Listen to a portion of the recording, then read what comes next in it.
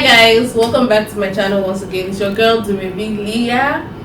If you're an old returning subscriber, you guys are awesome. You know how we do it. You guys know I love you. And if this is your first time seeing me, my name is DUMEBI LEA. I'm actually a makeup artist. I'm a beauty and lifestyle YouTuber based in Lagos, Nigeria. So yeah, I do hope you guys enjoy this video. Please give it a thumbs up. It always helps me when you guys do that, and comment below. And you guys, I hope you subscribe. If you're a new subscriber, please subscribe and join my big happy family. It will be awesome to have you guys. So today's video is a story time. I'm going to be telling you guys about the one time I got into the hands of kidnappers, potential ritualists. And yeah, if you're Nigerian or African, or if you're familiar with the way it is over here in this side of the world, over here in Nigeria, you know that kidnapping and ritualists, or that kind of stuff is not a new thing. Like, it's one of the dangers we face here in our society. So I don't know, some of you may be able to relate to this gist. Nigeria is a developing country. Nigeria is a country whereby a lot of people are below the middle class, and I think people tend to be willing or be ready or are ready to do anything to make it. So because of that, our society is that kind of society where a lot of some of these things and these criminal acts and all that are kind of prevalent, like they happen over here. So if you're a Nigerian, or if you're familiar with the way things work over here, you know that this is not a new thing. This is something that a lot of you guys may be able to relate with. So I'm going to be telling you guys about my experience. This happened back then in 2014. In the year 2014, I was working as a teacher. Some of you guys may not know my story, even if you're my old subscribers. I've not really told this part of myself here, but I intend to be doing more discussions and story times and chit chat, so you guys can actually get to know me some more. So I used to teach back then in a secondary school, and I used to also be an artist. Like, I was a singer. I still am a singer, because that kind of thing never really leaves you. So I was a full-time, like, I was really into the whole artist thing. I used to go to the studio, record my songs, put them up on blogs, get people to download my music. Like, I went really far in the music thing. Okay, let me not say really far, because nobody knows me. But yeah, I was like so into it. I used to go for performances. So I was juggling that with being a school teacher. Then at that point in time, this experience I'm telling you guys happened on one of those days when I was going for a performance at an event. So I stayed on the mainland. I was going to the island to perform. And usually, as an upcoming artist, as an artist that's still coming up in the music industry, you're a rookie artist, whenever you have performances, you want to go with a few friends to cheer you up when you're on stage. You understand? Because nobody really knows you. So the people that are really going to cheer you up, that are going to, basically give you that ginger and, feeling of, okay, yes, people are feeling my performance, are people that probably know you understand? So I wanted to go with, I actually went with a neighbor, my neighbor back then. Like, she used to live in the house next to mine. So of course she was a young girl like me. I think she was doing her NYSC then. So I invited her along, and of course, so we went together. Then you guys, one thing about being an artist, if you guys want to know about my whole story about being an artist, please comment below, because it is something you guys, believe me, you need to hear the gist. Because being an artist over here in Nigeria, it's not anywhere, but especially over here, it's a different ball game. Like, you guys probably will get a lot of shocking details that you don't even know about, being an artist over here and trying to make things work and trying to be popular and trying to blow. Okay, so that's the gist for that day. Just let me know if you guys want to know about that in the comment section. So as I was saying, I was supposed to perform at this event, and being an artist, you're performing for free because you're still upcoming. No one's going to pay you because no one knows you. So I was performing for free, and definitely I didn't have a lot of money back then. When I was working in a school, I wasn't earning much, so I didn't have a lot of money. So, and one thing about being an artist is you have to how do they, you have to fake it to make it. I mean, how do they put it? So basically, I didn't want to arrive there using public transport. If anyone watching this video, if you're in the music industry, or if you know someone in the music industry, you know the way it looks. Basically, when you're going for a show, you want to arrive in style, maybe in a car or in a cab. You don't want to be jumping Okada or Keke Marwa and you show up at the venue to go and perform, and people are like, is it not that girl who just jumping Keke Marwa? So what my friend and I did was, since we were very broke, but we still wanted to arrive in style, we agreed that we're going to take public transport. We're going to board the Danfo and then we're going to board the Danfo from the mainland and get to Obalende. Then from Obalende, we will now board a cab and then get to the venue, because the venue was in Ikoyi. So guys, that was what we did.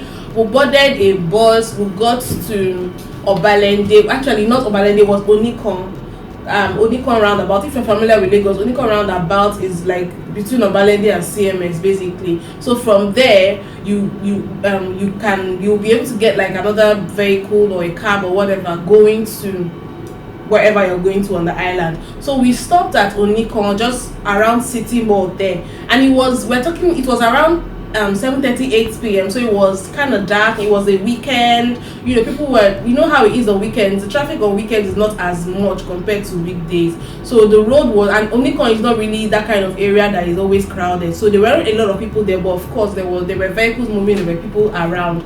So we stopped at Onikon, the bus dropped us off, then we crossed the road and we're about to get a cab going to the venue, basically because it was more affordable for us that way. So now what we were doing was, we were trying to hail cabs. There was no Uber then in 2014. If there was Uber back then, all we would have done would have just get an Uber. So there was no Uber, so we had to get the regular cabs. The yellow, some of them are usually painted yellow and black, while there are some that are not even painted. You just bought the cab, negotiate to the cab guy, and then you get to your venue. So we're like discussing with cab people, and then some of the deals we were getting were not very, was above our budget. So when you discuss with one and he gives us a deal, and the deal wasn't something we could afford, we tell him to move on and we'll try someone else. That's what we were doing. So while we were discussing with different cab people, at some point I stopped a cab person. I was talking with the person, then my neighbor that I had come out with, definitely not calling her name in this video. So as I was talking to a cab guy, there was a car that pulled up in front, so she kind of walked away from where we were and went to the car. And I think there was, I don't know how many people were in it as of then. So she was discussing with the people. So I felt it was a cab, but of course it wasn't painted, because some of the cabs, not all cabs are painted yellow and black. So she was discussing with the cab. Then after some time, she now called me and signaled to me that, oh, okay, we can board this one, that let's go, that's okay, so you won't be late for your event. Then I stupidly followed her and we entered that vehicle. And that was like the greatest mistake that could have probably cost me my life, guys. So when we boarded, we were behind. That was when I realized that there were even two guys. One was a bit he was a bit huge, and he was dark. He was wearing a white outfit. Then there was someone beside him, but the one in the passenger seat, just by the driver's side there, he was quiet. He wasn't really talking. I don't even remember him talking throughout. You understand? So it was when we entered the vehicle, my friend got in first and I got in after her. So we're seated at the back. Then the guy was like, "Oh, you beautiful ladies, where are you going to?" Blah blah blah blah. And I'm like, that was when I turned to my friend and I'm like, "Do you know them?" She's like, "It's not a big deal. I think it's just here we're going to." And I'm like, guys, I never take lifts from strangers. That was the first time in my life I was ever taking lifts, and if not for my friend, I never would have done that. I felt she knew those people. So the journey started. By then she had already told them where we're going. So it was when we were riding that the guy was like, "Oh, beautiful ladies, blah blah blah blah. What are you going for?" We're like, "We're going for an event." So it was from he was trying to strike up a conversation, sort of. That was when I now knew that she didn't know them. And I'm like, wow, I thought you actually know this guy, so you don't know them. She's like, no, that is just a lift now. That is just, we're just going close by and it's not a big deal. My heart was already, but you know how at that point the car was already moving and you don't really know like nothing is particularly like giving you warning signs per se, but basically my guard was up already. So we were going. Then at some point I now noticed that he wasn't like following the normal route he should have passed. He wasn't passing the normal route he should have passed to get to where we were going, because it really wasn't that far. I think from Onikon to where we were going was maybe 10 minutes at most. It wasn't that far. So I just noticed he was going in a different route, guys. That was when I was like, the alarm bells in my head started to ring, and I was like, okay, something is definitely wrong. So I'm like, oh, I'm sorry sir, we're going this other way. And he now, do you know what this guy did? Like, he was driving, the other one there was just me, the other guy by his side was just me. He didn't say anything. So that guy that was driving was not like, you're going where?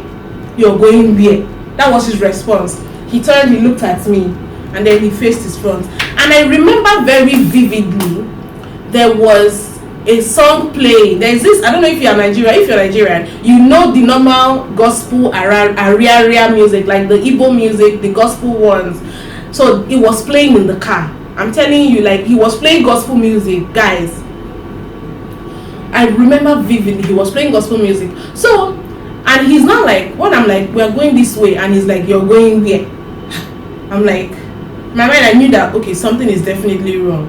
Then he now started talking. He's like, you young girls of nowadays, you put ashewo. Ashewo means like whore or prostitute. You are ashewo. So you just see the car of any stranger, you will enter. You just see anybody's car, you just enter. That today you will regret it. Today you will know what you have done to yourself. That's what he was saying.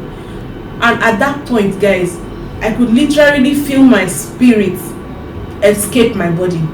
Because we hear of these stories, but they've never really happened to anybody close to us, so we don't really know like how heavy this thing is. That was the first time I'm like, okay, maybe you're definitely in grave danger. So me and my friend looked at ourselves, and I'm like, my man, I'm like, babe, do you understand? We couldn't say anything, we were speechless. You know, she had this look in her eyes like, I can't believe I just got us into this. And me, I'm like, look at what you've done. It wasn't funny. I'm laughing about it now, but it wasn't funny. So he's like, you just enter vehicle of anybody today you're going to regret it. That was what this guy was telling us. He was basically threatening us, and he was just driving. So I knew he wasn't taking us to where we're going to. He was taking us wherever he was taking us to, guys. So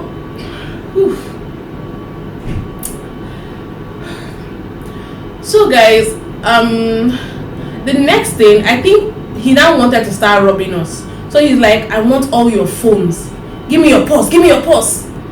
So she handed him the guy by the side. She's like, he was directing us to give her everything to the other guy because he was driving. So he's like, give him your purse, give him your phone, give him your money, give him everything. So that we were handing it to the other guy. Believe me, that guy for one moment never turned to look at us. He was just like taking it over his shoulder. So in my mind, I knew that there was something very mysterious about that guy that was going to be very dangerous. That was probably even going to be like the executor of the main plan, because he wasn't looking at us, he wasn't talking, he was just there. You know, like, I knew that he was probably the more dangerous one, or maybe that was just the vibe that I got.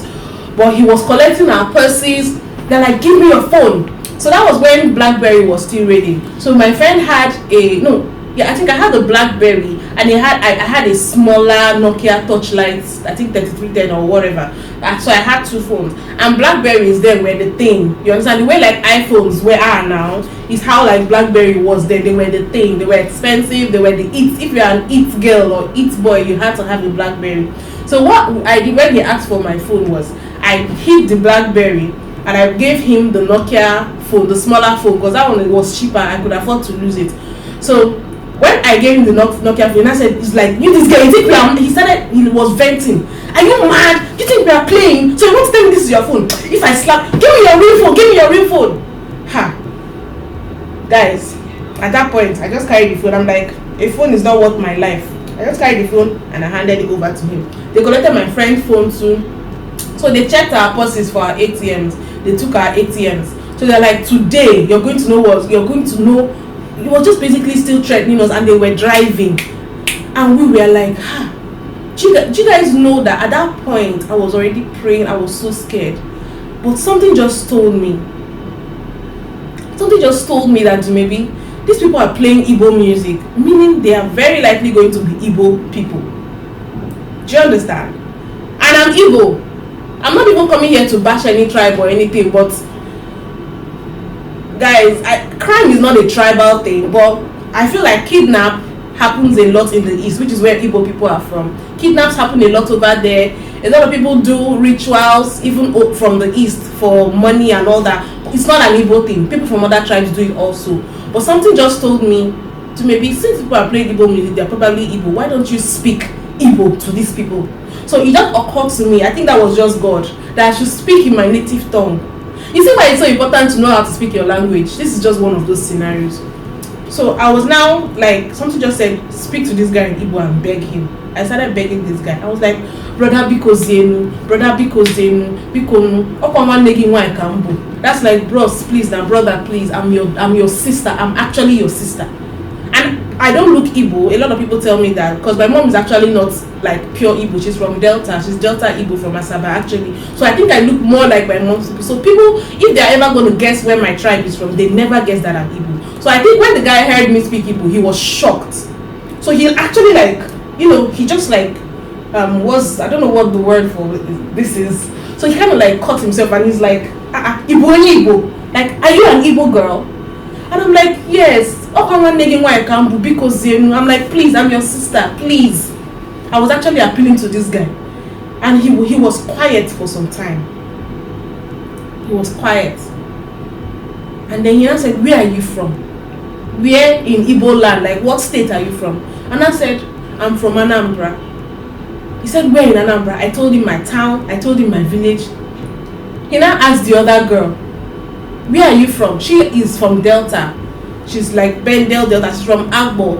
I don't think those people really consider themselves Igbo per se, but their language is kind of like Bendel Igbo. But yeah, an Igbo person may not really understand what they are saying, but I can understand their language partially because where my mom is from is kind of close to where they are from, which is even why we were friends in the first place. We became friends because we're neighbors and we found out that okay, where they are from is close to where my mom is from in Delta. So he now asked her where she's from. She's like, I'm from Agbo. She now said, so you people are even my sisters. He now started cautioning us that why will you see a stranger's car and enter? That why will you see a stranger's car and enter? What is wrong with you? Igbo girls don't behave like that. He started cautioning us that in short, that God just saved us. That if not that we are his sisters, that as in our own was already gone. He told us that we were gone. We were gone. Like he was like, if not, that God saved you, that don't ever try it again, that Lagos is a dangerous city, don't ever. He was like cautioning us. Like in my mind I'm like, okay, for him to be cautioning us, that means okay, probably he's going to let us go. I was already praying. I was like, all the prayers I ever know in this life, I was praying. My heart was pounding, guys.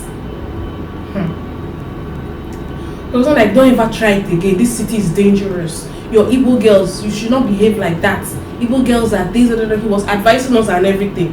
And I said, okay, I'm going to take you guys back to where I picked you up from. But like, brother, thank you. Dalu means thank you in Igbo, in my language. I'm like, brother, Dalu, thank you. We're thanking him. And I said, but we are not giving you back your phone or your ATM. At least if the guy is not going to get money from the kidnap or the rituals or whatever he was planning, he was going to still get money from our ATMs. And I said, I want your ATM pin. And if you lie to me, we are driving to an ATM right now. If you lie to me, what I'm going to do to you, you will not like it. So I told him my real pin. It didn't occur to me to lie to him because we were feeling like he was taking us to an ATM. Do you understand? So I gave him my real pin. My friend gave him her real pin. So we're like, take the money. Our life is more important. And at that moment, guys, my dad was actually saving money with me. I had my dad's money with me. I had like over 300,000 naira in my account. Then my dad was saving a huge amount of money with me. So, I was guys. Woo! So I gave him my pin and then they dropped us off. They took my shoes. It was that bad. They took my purse. In my purse I had like some CDs, because when you like, you're an artist, you drop your, when you like drop a new song, you burn it into a CD, you print your CD jacket. So when you're going along for performances, that's what I do. I take some of the CDs with me and then I share to people around. Then you also give the DJ that's on ground your CD to play your music while you perform, you understand? So I had some of my CDs in my purse. They took my purse with all my CDs. They're like, your shoe, remove it, take the shoe, please, my life is more important. He took the shoes. So you know, so he now dropped us off. I was barefooted, no phone, no money, no nothing. So what we did was we were able to now get an actual cab this time around, a real cab guy. We made sure it was the painted one. Not to say like those painted ones, I'm not saying that crimes don't happen in those ones, but at least they are registered, so at least they can begin to trace where the problem comes from if anything happens to you. So you know, we entered one of those painted ones and we got to the venue, and the event organizer was a friend of mine. So when I went there, I confided in him about what happened and everything, and everybody was in shock. You know, nobody even advised me. It didn't even occur to me that I should have blocked my ATM. I didn't block my ATM. All that money.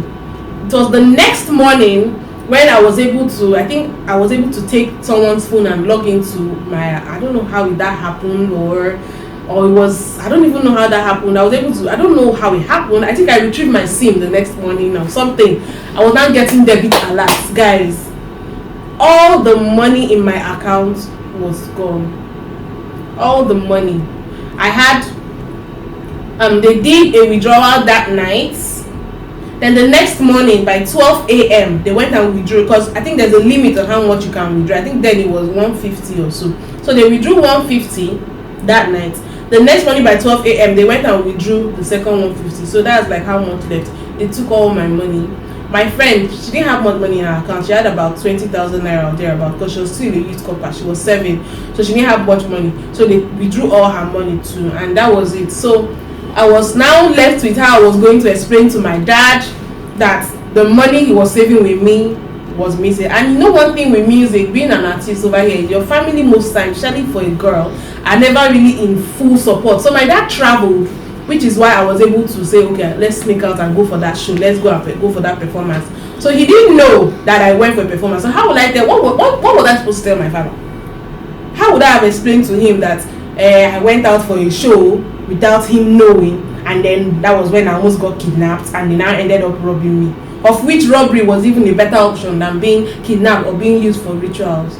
Guys, this is a testimony, because at that point we were hearing a lot of news about girls that were, you know, dead bodies of girls found without their eyes or without their breasts, you know, their breasts had been cut out or something, used for rituals, different things. We used to hear that period. Now what made, at first it didn't occur to me that maybe it was rituals or it was kidnapping. Of course I knew it might have been kidnapping, but it didn't occur to me that it was rituals were being taken for them, because I didn't know. But what now made me realize that it was definitely rituals was when someone I also knew, she's also a dancer in the music industry. She dances for videos and everything, performances.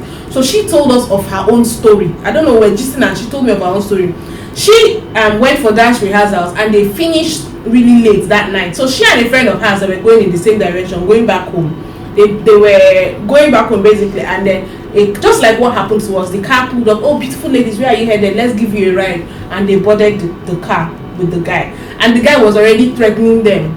Yes, this on the same MO with what happened to us. Then the next thing, I think what happened was, at some point the car drove into a lonely place for them. That's what she told us. It drove into a lonely place. They told the two girls to get down and they started searching them. You know, I believe like for every ritual or whatever, there are criteria that the girls must have. You understand? For ritual, they tell you we need a virgin for this ritual, or we need this. The girl must be on a period. The girl must not be on a period. Like they have different, or we need a bad woman for ritual. I'm not into rituals, but you know, anybody that is in this part of the world knows that okay, that's how this thing happen. These things happen. So when the men brought them down and started searching them, they now realized that those two girls were on their period. like they were wearing pads soaked, like with blood and everything. So those men now realized that they were on their period, and they were like, this one no go work. Baba say we will bring the one, Baba go, this one no go work, this one will cancel everything. So that was what saved my friend then. So when she told me of her experience, it was then that when they found out they were on their periods, they now had to release them. They told them they should be going. Do you understand? So that was it. So that was when it occurred to me that it was actually rituals we were being taken for. It was rituals that were taking us to. So now about the money that was withdrawn, I went to the bank to see if they could at least trace the guy, because in ATM they always have this hidden camera. So when I went to the bank, they printed the pictures taken from those particular withdrawals, the transactions that were made, that those people withdrew from my account. And the picture taken, because the guy was smart, like these people are just used to this thing, because the guy was wearing a white shirt, the white shirt was reflecting light over his face. So and he was bent at an angle that the camera couldn't really capture his face, and the little part of his face that could have been seen, the white shirt was reflecting light and bouncing, so there was a lot of exposure, so we couldn't get his face. He couldn't be seen. The bank was like, should we make a police report? I'm like, please don't make a police report, thank you. What if that guy comes for me? He had my purse, he had everything, my ID card, my address was there. I'm like, please don't, let's just leave it. I'll look for a way to either tell my dad about the money missing or to raise the money or whatever. So that I just left it. I just wanted to be grateful for my life and not take it beyond that. So that was what happened. So guys, I think this is everything that happened to me. The moral of this story is be careful. Not just even in Nigeria or in Lagos, like wherever you are, be careful. Don't be too trusting of people or strangers. Even those people that they can also hurt you. How much more a stranger? So be very, very careful, be vigilant, and be prayerful. Be prayerful, because sometimes there are a lot of things that can happen, but God just saves us from it. So this is the end of my story time. If you guys want to see more videos like this, please let me know, because I have a lot of gist, but not all of them are like life threatening like this one. So let me know. I hope you enjoyed this story time. Please be sure to give me a thumbs up and comment in the comment section. Have you ever experienced anything like this? Have you ever been in a situation where you feel your life is threatened? Let me know what you guys think. Please give this video a thumbs up, subscribe if you haven't, and I'll see you guys in my next video. Bye.